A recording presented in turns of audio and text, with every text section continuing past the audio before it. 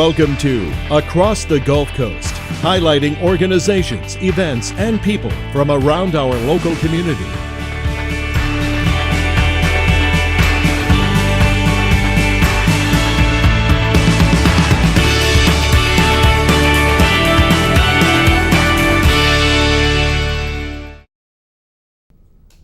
Hello, I'm Cam Johnson, Public Affairs Manager for Cox Communications.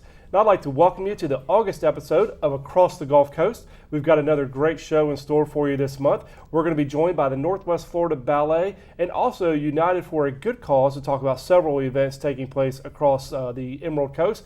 But first, we're going to be joined by the Boys and Girls Club of the Emerald Coast to talk about the club and some events taking place here real soon. Joining me to talk about that are Shervin Rasa and Anthony Lanier with the club. Gentlemen, thank you both so much for being my guests today. Thank you for having us. Thanks for letting us be here. Absolutely. Shervin, let's start with you and just talk about the Boys and Girls Club of the Emerald Coast. Give me kind of the 50,000 foot view of what the club does, what kind of programs you offer, and how people can get involved. Sure. We're a 3-county, 8-club organization right now, serving kids from Escambia County all the way through Walton County. Our 3 main priority outcome areas are: number 1 is academic success. We want to make sure kids are graduating high school on time with a plan for their future. Second is healthy lifestyles, that our kids are leading unsedentary lifestyles, making good choices with their bodies, minds, and souls. And lastly, my favorite is good character and citizenship, that we're raising morally sound young people that are making good decisions in their communities, being stewards and leaders within their communities, households, schools, churches, and the club setting.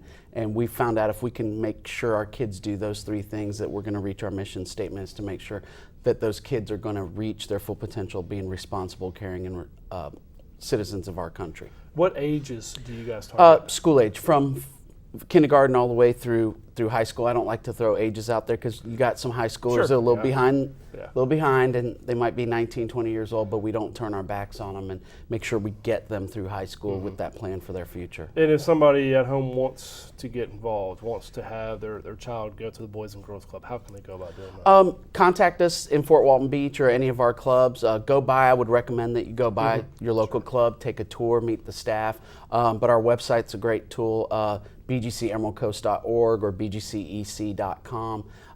And definitely you can get all the information you can there. We'd love to have all the kids we can. Sure. And Anthony, you are the youth director for Yes, sir. for the the Fort Walton Beach Youth Club. Yes, sir. Tell me about your club. What are some of the activities and things that you guys do with the kids there, and how do you all go about meeting those goals that Shervin mentioned? For our club, we actually have the luxury of having a tech lab in the gym. We probably have one of the bigger clubs in the organization. We serve quite a few kids. I know just over the summer we registered 240 kids. Oh, wow. And we had quite the waiting list. So we definitely, as far as our staff, we do the best that we can. Throughout all of our activities, our programming, just like Shervin said, we make sure that they're based behind our 3 priority outcomes: academic success, healthy lifestyles, and character and leadership. And just throughout the day, we're very, very structured.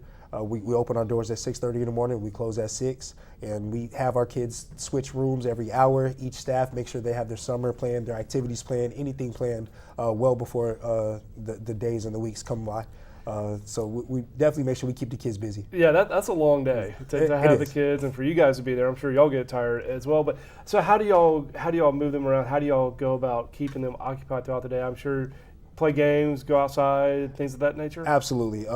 During the school year, the first thing they do is they get a healthy snack from us, which goes right along with our healthy lifestyles, priority outcome. And then they go straight into what we call Power Hour, which is where our kids are able to go in and get their homework done and have any extra help. Because a lot of times when they go home, they don't have enough time in order to do so. We try to do the best that we can to help their parents out. So for after school, it's August, back to school time. Everybody's back in that mode right now.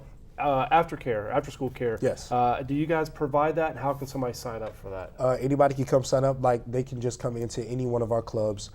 For my personal club, we are serving a bunch of different schools. We have Shalimar, we have Elliott Point, Wright Elementary, Kenwood Elementary, and Liza Jackson. We do all of our transportation for the most part. They come in, they sign up the forms, the applications, and we'll be sure to have somebody come in and give them a tour as well. But all they have to do is come visit their local club. You guys stay busy all year, don't you? We absolutely do. But I would assume you do it because you love it. It's a passion. It's a Yeah. passion. Absolutely. Well, thank you for what you do and being such a big part to the children's lives. We really appreciate Thank you. that. Shervin, let's talk about some events that you guys have coming up. Obviously, you know, these nonprofit organizations don't operate without some fundraisers. So first, let's talk about the event at the end of September. You have a great guest speaker coming this year. Tell me about that one. Yeah, on Thursday, September 22nd, our third annual Steak and Steak dinner. The last couple of years, we've had some great speakers. We had Jim Morris a couple of years ago, had Rudy last year. This year, we have our first actual Boys and Girls Club alumni. Evander Holyfield is going to be our speaker. He goes across the country and speaks at a lot of Boys and Girls Club events, but I'm really excited about his story. From what I've heard, I've never seen him speak, but from what I've heard, he has about a 30 to 45 minute presentation where he brings back his success and his maturation process to that first moment of him being in a Boys and Girls Club. And he has a club named after him in Metro Atlanta. I've actually had the pleasure of visiting that club.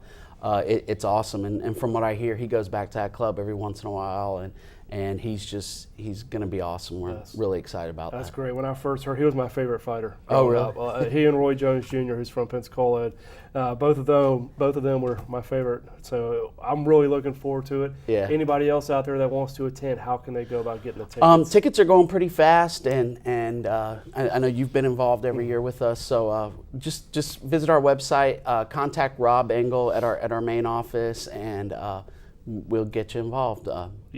Just like our summer or after school program, things are going to go quick. Sure, so, absolutely. So don't wait too long. Still taking sponsorships? As well? Yes. Table sponsorships, presenting sponsors, everything. And where is the event taking place? We mixed things up this year. Instead of doing it at a third-party venue, we're doing it at our South Walton Club. So we're going to shut down the club for a day, and we're going to use our big, beautiful 34,000 square foot facility out there and do it in the gymnasium. Great.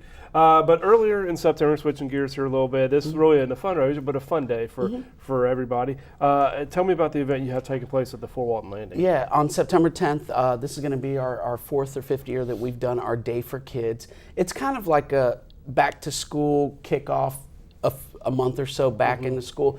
And what we do is we bring a lot of our staff out there. We bring community partners like Cox and the Sheriff's Department and other entities to kind of do a little showcase of what we do in our clubs. It's free to the public. We'll provide food and have tons of activities, and it's a great fun day for families. But we'll have our staff out there actually doing the high yield activities and engaged intentional impact programming that we would do at our clubs for the general public to come and kind of see. And it's open for our club members, for the general public, whoever wants to come out. But it's always a great event. We showcase a lot of our kids' talents out there. But most importantly, I think we showcase our dynamic staff that implement the programs and really provide that informal mentorship to our young people every day. Yeah, as you said, we've been to a lot of events over the years, and everybody on your staff has always been fantastic. And you guys really run a top-notch organization. So thank you for coming on the show. Thank you. Appreciate and sharing with us what you have planned and what you guys do at the Fort Walton Beach facility. I really appreciate you coming on. Absolutely. Thank you. Stay with us. When we come back, we'll be joined by the Northwest Florida Ballet.